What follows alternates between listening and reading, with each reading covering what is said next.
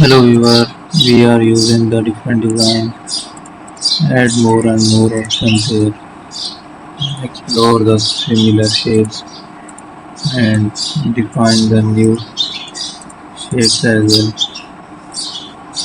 Let's create a design there. We are going to edit a shape again, have some structure there,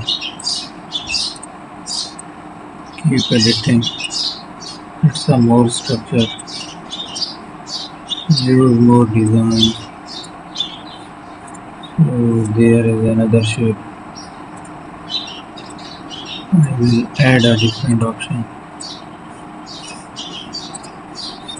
Let's have a structure.